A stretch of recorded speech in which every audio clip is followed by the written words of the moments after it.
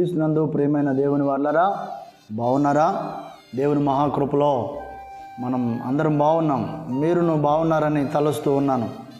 దేవుడు ఎంత మంచివారై ఉన్నారండి. దేవుని మంచితనమును మనము అర్థం చేసుకుంటూ మన జీవితకాలం అంతా కూడా ఆయన ప్రేమను, ఆయన మంచితనమును మనము ధ్యానించవలసిన వారమై ఉన్నాం. ఈ దినాలలో దేవుని యొక్క మాటలు ఈ రీతిగా మనమందరం కలిసి నేర్చుకోవటం, కలిసి పంచుకోవటం దేవుడు మనందరికి ఇచ్చిన ఆశీర్వాదంగా మనం భావించాలి. రండి, ఈ దినం కూడా ఒక అద్భుతమైన వర్తమానంతో మీతో కలిసి ప్రభు మాటలను పంచుకోవటానికి ప్రభు నాకును సహాయం చేసి ఉన్నారు. అపోస్తలుల కార్యములు 8వ అధ్యాయము 30వ వచనం 31వ వచనాన్ని నేను చదివి మీకు వినిపిస్తాను. చూడండి, మీ దగ్గర బైబిల్ ఉంటే కనుక మీరు కూడా చూడండి. 30వ వచనం. ఫిలిప్పు దగ్గరకు పరుగెత్తుకొని పోయి అతడు ప్రవక్త అయిన యెషయా గ్రంథము చదువుచుండగా విని, నీవు చదువునది గ్రహించుచున్నావా అని అడుగగా, అతడు ఎవడైనను నాకు త్రోవ చూపుకుంటే ఎలాగూ గ్రహింపగలనని చెప్పి రథమెక్కి తనతో కూర్చుండమని ఫిలిప్పును వేడుకొనెను. దేవుడు ఎంత మంచివారండి. మనము అన్నిటినీ తెలుసుకున్నటువంటి వారము కాం. నాకు అన్నీ తెలుసు అన్నటువంటి వారు ఎవరూ లేరు. అందరూ ఎంతో కొంత తెలుసుకోవాలనే వారి యొక్క సర్వ ప్రయత్నాలు ఉంటా ఉన్నాయి. కనుక వారు ఆ సర్వ ప్రయత్నాలలో, వారి ప్రయాసలో, వారి యొక్క ఉరుకులు పరుగులు జీవితాల్లో మరి సంచరిస్తూ పరుగులెత్తుతూ ఉన్నారు. ఇక్కడ ఒక ఆయన నపుంసకుడు అని ఒక ఉన్నతమైన స్థాయిలో ఉన్నటువంటి ఆయన,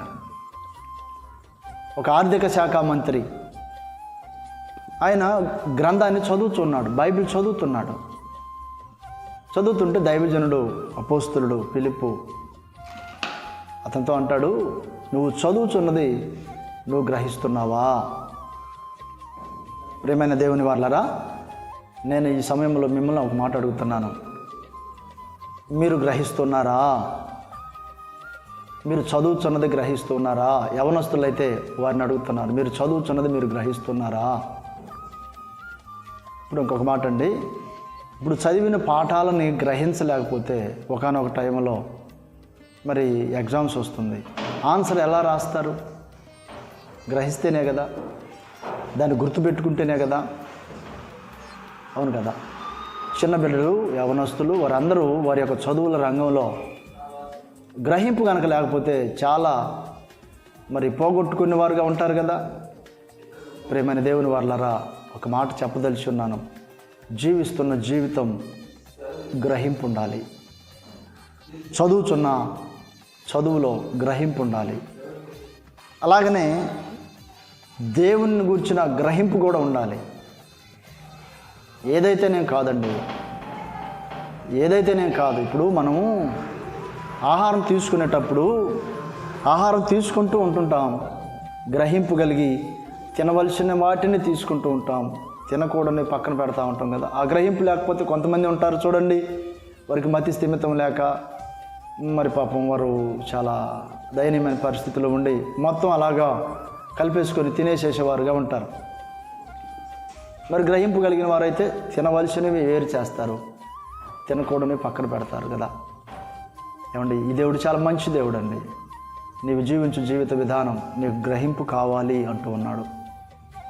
నీవు జీవించు జీవిత విధానం నీకు గ్రహింపు కావాలి. కొంతమంది గ్రహింపు లేని జీవితాలతో జీవిస్తూ వారిని, వారి బిడ్డలను, వారి భార్యను, లేకపోతే వారి భర్తను, లేకపోతే వారి యొక్క పరిస్థితులన్నిటినీ కూడా వారి ద్వారా మరి ఎంతో అదో గతి పాలు చేసి గ్రహింపు లేని జీవితం జీవించి మరి ఇరుగు పొరుగు వారికి కూడా కష్టాన్ని మిగిల్చేవారుగా ఉంటారు.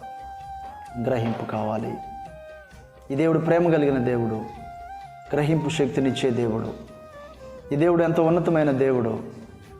ఈ దేవుడు ఎంతో కనికరం గల దేవుడు, గ్రహింపునిచ్చే దేవుడు. నీవు జీవించిన జీవితానికి గ్రహింపు కావాలి. దేవుని గురించిన అవగాహన నీకు కావాలి.